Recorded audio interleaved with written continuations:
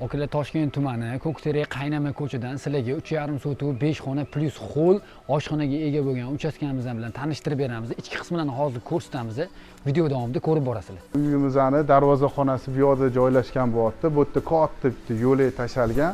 Kirish qismini ko'ryapsizlar. O'zini tashqi tualetiga, sanuzeliga ega. Bu yerda bitta xonamiz, kuxnya bo'ladi. Ichki qismlari bu yerda bo'ladi. Hozir sizlarga kirib bu yerlarni ham ko'rsatib beramiz. Ko'pchilikni qiziqtiradigan savol yo'lak hisobiga bo'ladi, lekin mana bitta javobi bilan turibdi. Mashina kirib chiqishga qiynalmaydi. Uyimizning hol qismi bo'ladi. Ko'ryapsizlar, katta kenglikda, juda ham chiroyli. Keyin bu yerda zalimizni ko'ryapsizlar, juda ham katta kenglikda, juda ham chiroyli qilib remontlariga ham ahamiyat berib qilib qo'yishgan. Bu xonamizga keladigan bo'lsak, bu detskiy qilib qo'ysanglar, juda ham zo'r xona.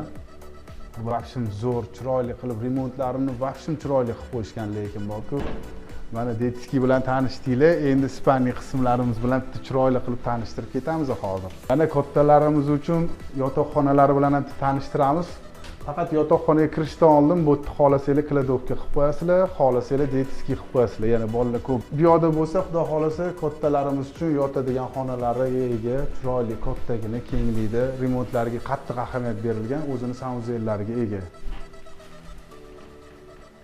Bu uyimizga keladigan bo'lsak, $85,000 so'rashyapti. Yana tepasiga kelib, bemalol egalarining o'zlari bilan savdolashib, talashib tortishib olishingiz mumkin. Lekin asad qismlariga ozgina rasxod qilib yuborsanglar, shinamgina hovliga aylanadi. Birdakka ahamiyat bermaysizlar, bu yana bitta xonamiz bo'ladi, kuxnyaning yonida. Bu yerda o'zi eshik qoldirishgan, hozir remont jarayonida. Shu yerdan yana bitta xona sifatida foydalansanglar bo'ladi. Kuxnyamiz shu ko'rinishda bo'ladi.